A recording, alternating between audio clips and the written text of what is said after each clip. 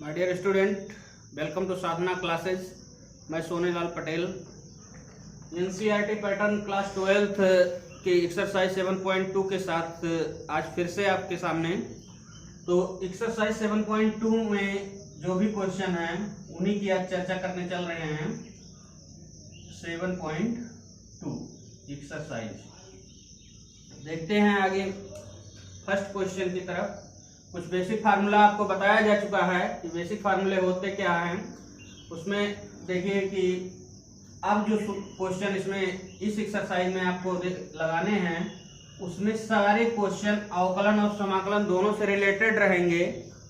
जैसे first question आपका है जो वो इंटीग्रेशन करना है आपको 2x/1 + x² का। तो क्या आप ऐसा कोई सूत्र जानते हैं जिसमें अंश हर का फार्मूला दिया हो समाकलन का? ना ऐसा कोई सूत्र है और ना आप इसके बारे में कुछ जानते हैं।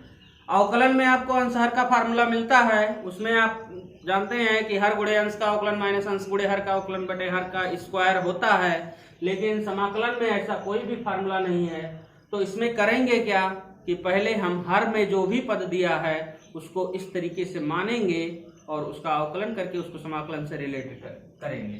तो आइए देखते हैं कैसे होगा। जैसे हमने इसमें क्या किया कि माना 1 + x² इक्वल है किसके? t के इक्वल है। डिफरेंशिएशन करेंगे आप, differentiate with respect to x के सापेक्ष जब आप अवकलन करेंगे तो ये हो जाएगा 1 का 0 और x² 1 का हो गया 0 और x² का हो जाएगा 2x। अब अवकलन का सूत्र भी देख लीजिए, n और x⁻n-1, यही आपका फार्मूला है ना अवकलन में। x⁻n का अवकलन क्या होता है? n x⁻n-1। तो 2 आगे आ जाएगा, उसमें से एक पावर घटाया जाएगा, मतलब 2x⁻2 - 1 इक्वल टू, जब t का कर रहे हैं तो ddx(t). अब 2 में से एक घटेगा, एक पावर होगा, मीन्स 2x = ddx(t).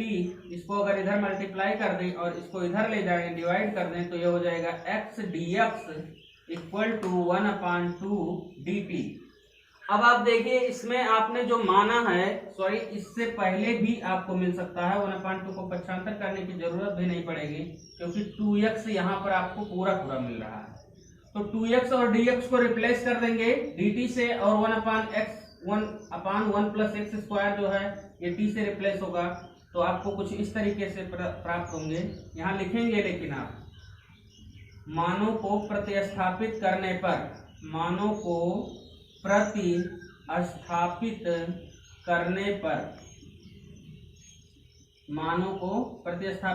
पर, प्रतिस्थापित करोगे जब, तो आएगा इंटीग्रेशन ऑफ 2x dx के स्थान पर क्या लिख रहे हैं? dt, और 1/1 + x² था तो 1 + x² को रिप्लेस कर रहे हो t से, तो 1/t हो गया।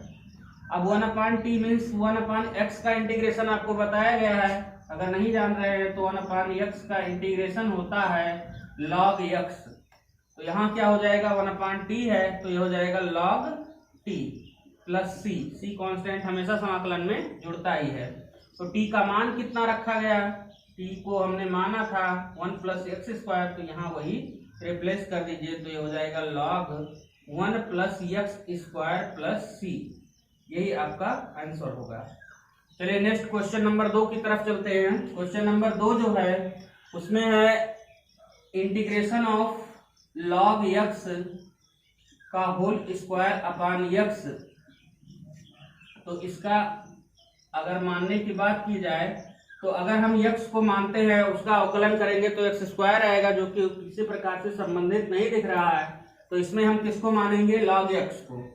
माना log x = t। जब log x = t मानेंगे तो इसका डिफरेंशिएशन भी करना होगा, differentiate with respect to x के सापेक्ष अवकलन करेंगे तो log x का अवकलन होता है 1/x = t का हो जाएगा ddx(t) टी, dx को इधर पक्षांतर करेंगे तो यह आ जाएगा, इधर बटे में है इधर आके गुणे में हो जाएगा, means 1/x dx equal to dt। मान को यहाँ रखेंगे, प्रतिस्थापित करेंगे, प्रतिस्थापित करने पर जब प्रतिस्थापित करेंगे तो इंटीग्रेशन log x को क्या माना गया, t, स्क्वायर लगा है तो यहाँ भी स्क्वायर हो जाएगा, बटे 1/x dx जो है, इसको क्वेश्चन को इस प्रकार से भी तो लिख सकते थे, log x का स्क्वायर इंटू 1/x dx। तो इसके स्थान पर क्या आ जाएगा, इसके स्थान पर आपने dt ज्ञात किया है तो ये इंटीग्रेशन t स्क्वायर dt हो जाएगा। तो t स्क्वायर का इंटीग्रेशन होता क्या है, आप जानते हैं कि x to the power n का इंटीग्रेशन जो होता है n x to the power n-1 होता है। तो t स्क्वायर का इंटीग्रेशन क्या हो जाएगा, t स्क्वायर का इंटीग्रेशन हो जाएगा t पर पावर 3/3 प्लस c।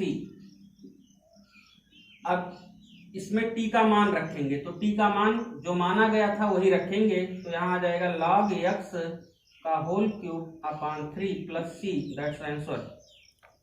अगले क्वेश्चन की तरफ चलते हैं। अगला क्वेश्चन नंबर 3 जो है हमारा, क्वेश्चन नंबर 3 की तरफ। क्वेश्चन नंबर 3 जो है 1/x plus x log x का इंटीग्रेशन हमें करना है।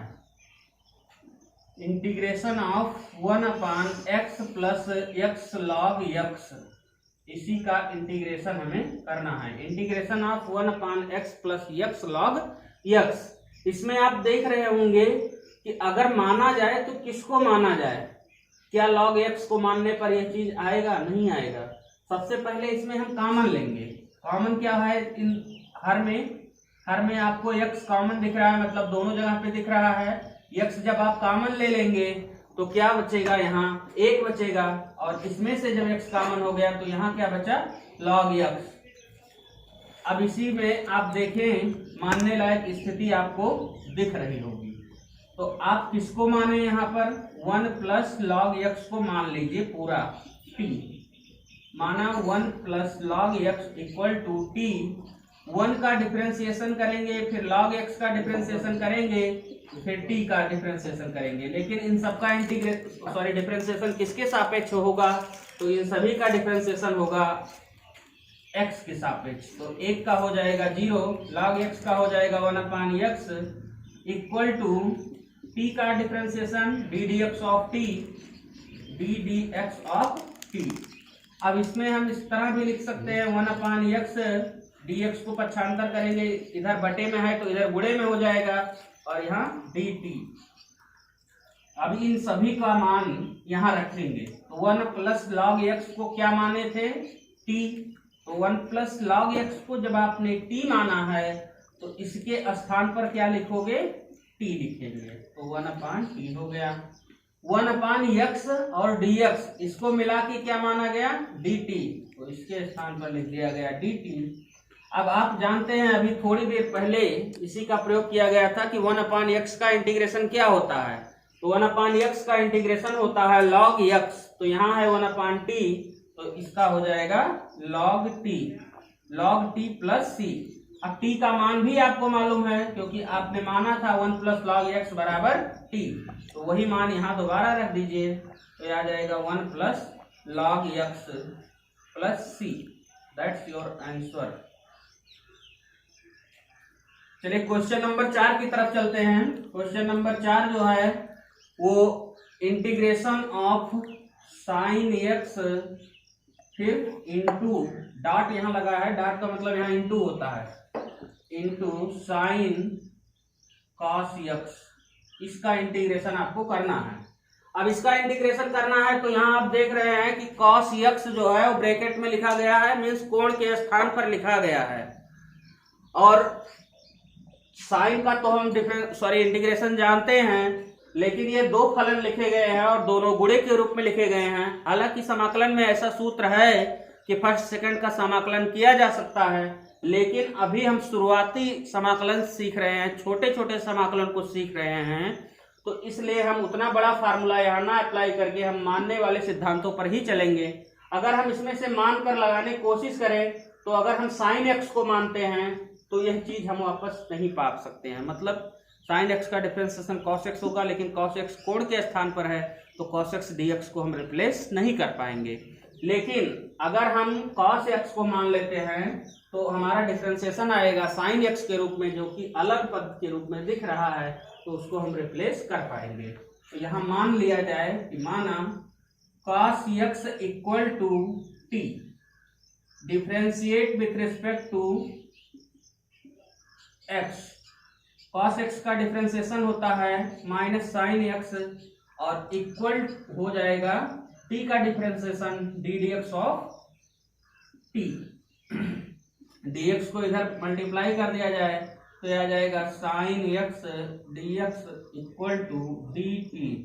ये जो माइनस है इसको माइनस एक से दोनों पक्षों में गुणा कर दीजिए, तो sign x d x equal हो जाएगा किसके, माइनस डी टी के। साइन एक्स डी एक्स इसको हम रिप्लेस करने जा रहे हैं, इसको और इसको मिलाकर किसके बराबर हो रहा है, माइनस डी टी के। प्रतिस्थापित करने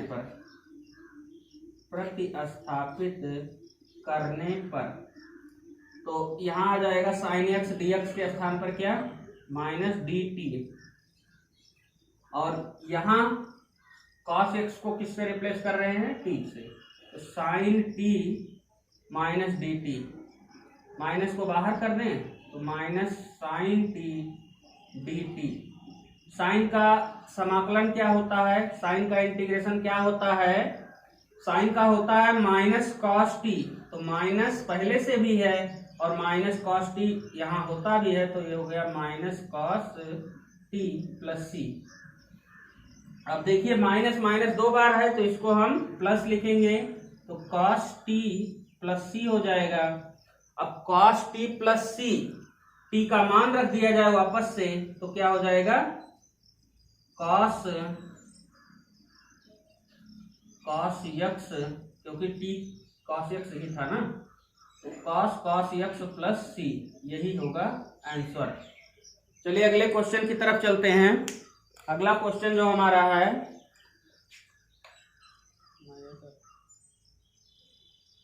अगला question number 5, sine a x plus b into cos a x plus b का आपको समाकलन करना है।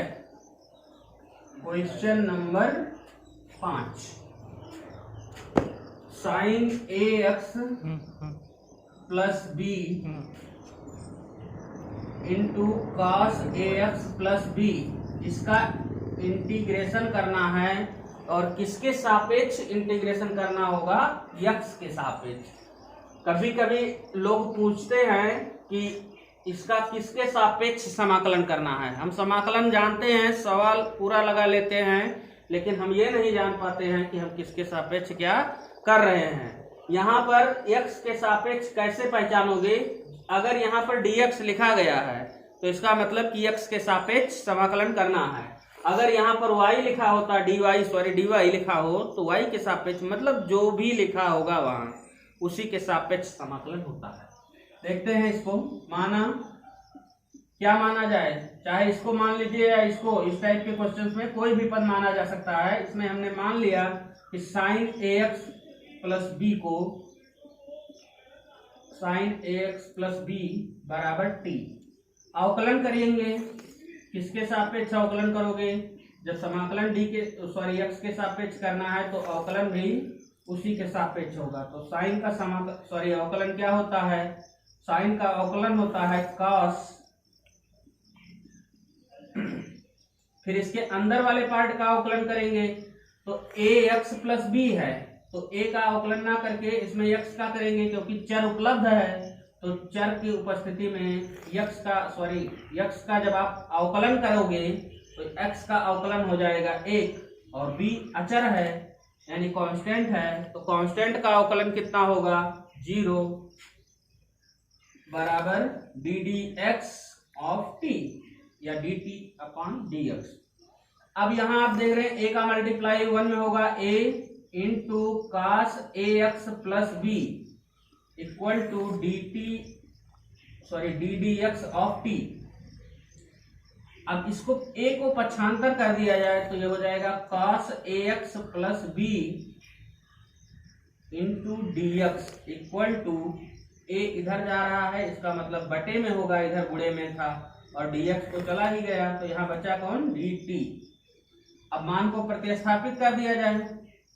जब प्रतिस्थापित करेंगे, प्रतिस्थापित करने पर आ जाएगा integration of sine x plus b, किसके इक्वल माना गया था, t के, तो ये हो गया t और cos ax plus b dx, ये पूरा आपको दिख रहा है किसके बराबर, 1/a dt के इक्वल दिख रहा है। तो 1/a कांस्टेंट है, इसको बाहर कर दें और यहाँ बचेगा क्या, t dt। अब इंटीग्रेशन किसका करना है, इंटीग्रेशन ऑफ t का इंटीग्रेशन हमें करना है। t का इंटीग्रेशन क्या हो सकता है, तो इसी से देखेंगे x to the power n वाले फार्मूले से इसका इंटीग्रेशन क्या होता था, x to the power n plus 1/n plus 1, तो यहाँ हो जाएगा 1/a t to the power 1 plus 1, क्योंकि यहाँ कोई पावर नहीं है तो 1 प्लस 1 प्लस c। इसके बाद 1/a t पर पावर हो गया 2/2 प्लस c, 2 का मल्टीप्लाई कर दीजिए तो 1/2a t square plus c। 1/2a t किसके बराबर है, sine ax plus b, sine ax plus b plus c constant है, c जो है वो कांस्टेंट है, ये भी होगा हमारा आंसर।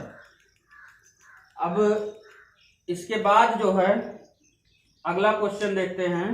क्वेश्चन नंबर 6 जो हमारा है, इंटीग्रेशन करना है under root ax plus b का, तो मान कर करेंगे, माना ax plus b equal to t, तो जब t मान लिया गया तो इसका अब डिफरेंशिएशन किया जाए। डिफरेंशिएशन करेंगे तो a कांस्टेंट है लेकिन उसमें चर है x, तो x का क्या हो जाएगा, 1 हो जाएगा। b कांस्टेंट है, b का डिफरेंशिएशन या अवकलन 0 होगा, और t का dx ऑफ t। तो एक चीज तो आपको ये क्लियर हो गया कि t का डिफरेंशिएशन हमेशा dt बाई dx ही आता है, तो ये चीज हमेशा दिमाग में रखिए।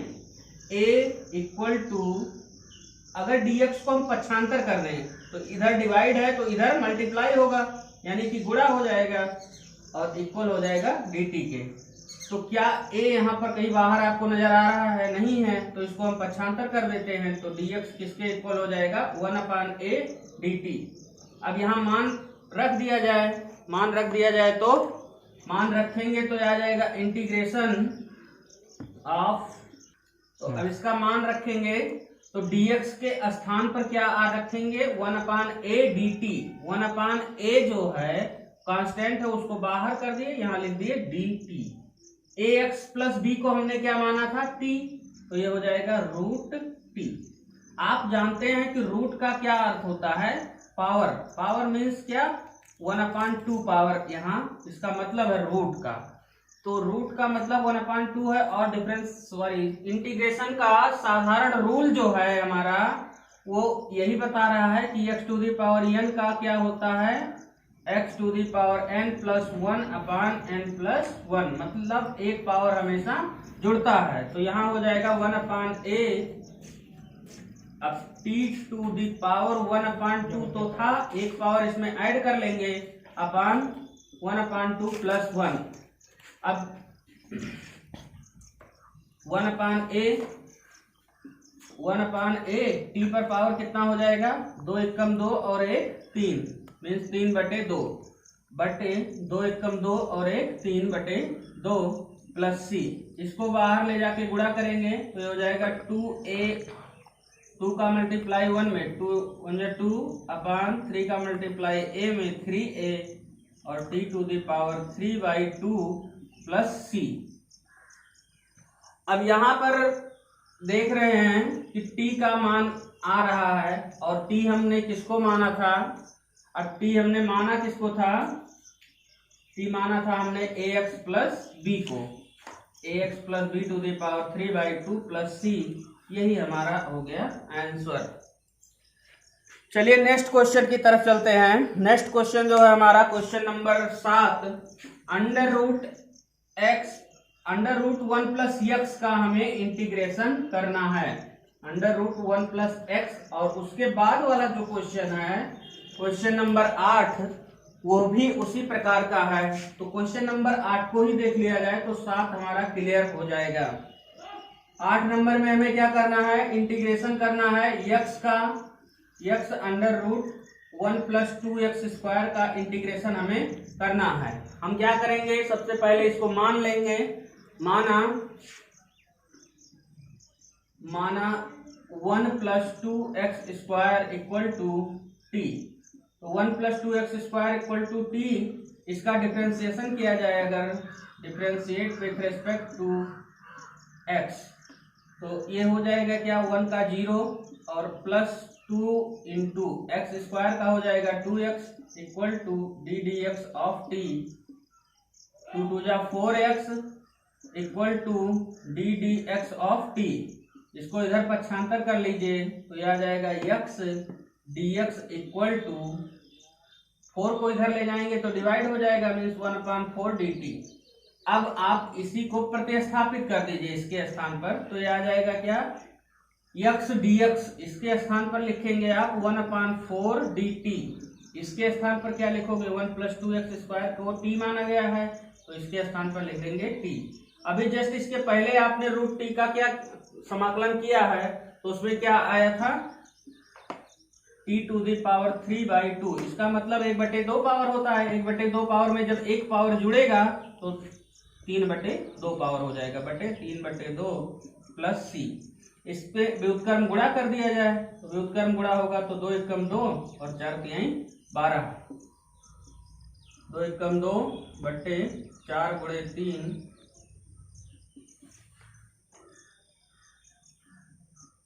और t पर पावर 3/2 प्लस c। तो ये हो जाएगा 2 से कैंसिल, 2 2 4, तो 1/6 t पर पावर 3/2 प्लस c। t का मान वापस से रख दिया जाए तो 1/6 1 प्लस 2x स्क्वायर का whole power 3/2 plus c, that's your answer. इसी प्रकार से एक्सरसाइज के सारे क्वेश्चन को मानकर ही करना है। अब अगला जो है आगे का क्वेश्चन अगले वीडियो में सॉल्व करवाएंगे। तब तक के लिए धन्यवाद।